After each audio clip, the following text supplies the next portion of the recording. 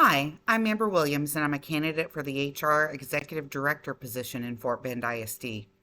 I've been an HR leader for the past 25 years and am passionate about helping people to become the best version of themselves. I truly believe there's no growth in the comfort zone and no comfort in the growth zone. For the past 8 years, I led the HR function and eventually the entire company at General Plastics and Composites, which is an oilfield services manufacturing company.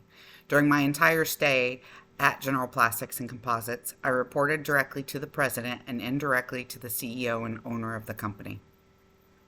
Later, when I became the GM, I reported solely to the CEO.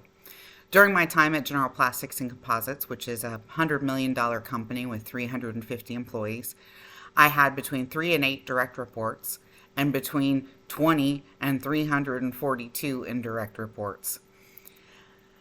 During my time there, I was successful at implementing an HRIS system that the company did not have when I arrived in 2014.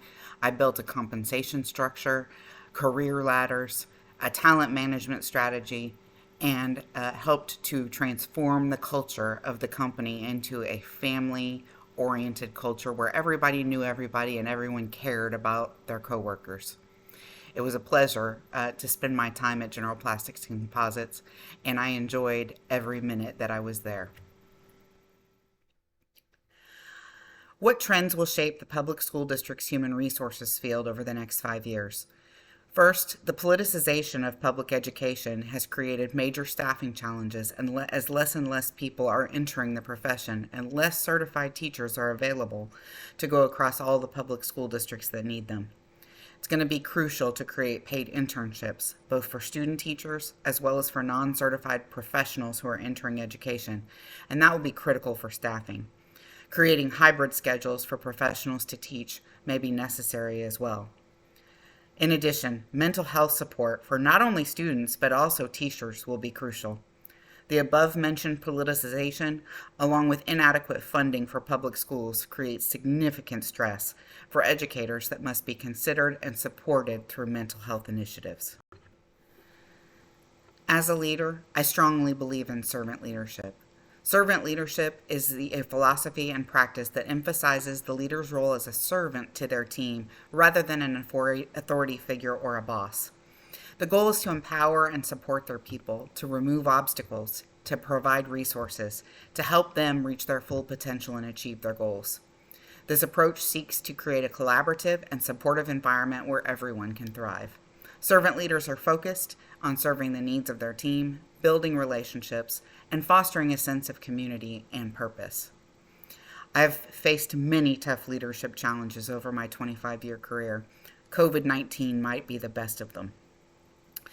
During the pandemic, when it first started, there was no business coming in. We were operating an oilfield services manufacturing company with no orders and nothing to make. We had tough decisions to make because we had 350 employees and their families to support, and it presented significant challenges that we had no revenue coming in. Luckily, we were very conservative financially and we had saved money for a rainy day, but it was still very difficult because we couldn't keep everyone. We wanted to keep as many people as possible so that we could recover post-pandemic when business returned to a more normal level.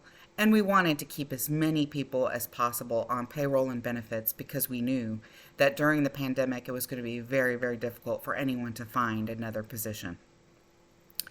We had to come up with a strategy for who we were going to let go and who we were going to keep, and we ultimately based it on performance and attendance as we operated a manufacturing company.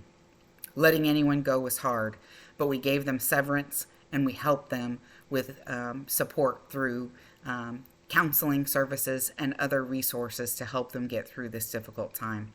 For the employees that we kept, we found ways to keep them busy with projects, with different things that would help us to get ready for the next wave of business when it came in. We utilized PPP program through the government to help with funding as we had no revenue coming in, and it was a very, very difficult time. However, at the end, we retained our core of employees. We were able to restart our business successfully and scale back up. And we were able to rehire many of those people that we released during the process because we treated them with dignity by providing severance and other resources to them.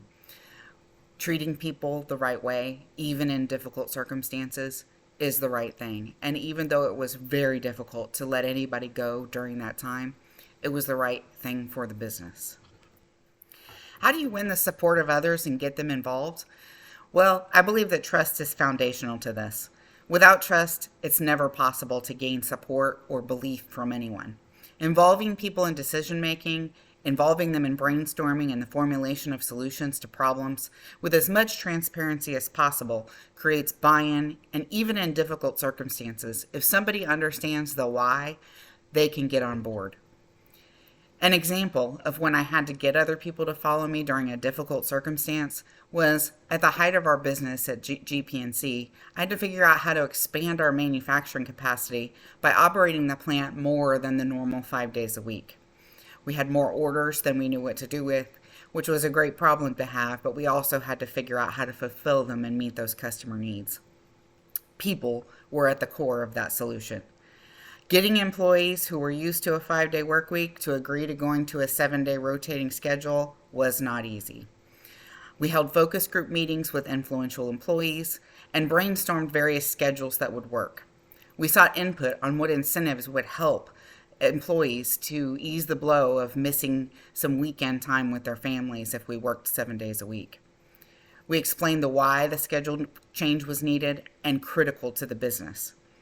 We communicated directly with each and every employee and gave them plenty of notice for the change. In the end, many employees liked the new schedule even better because they realized they had some weekdays off here and there to take care of things that they might have had to take PTO for before. And they actually had less working days and more time with their families. We retained 90% of the employees following the change, and it was a success because of the way we handled it, got everyone bought in, and influenced the way that they communicated the change to each other. I sincerely thank you for your time and for inviting me to participate in this process for you to find the right person for the Executive Director of Human Resources position in Fort Bend ISD. Fit is crucial, and I look forward to hearing from you and seeing what the next steps in the process are. Thank you and have a great day.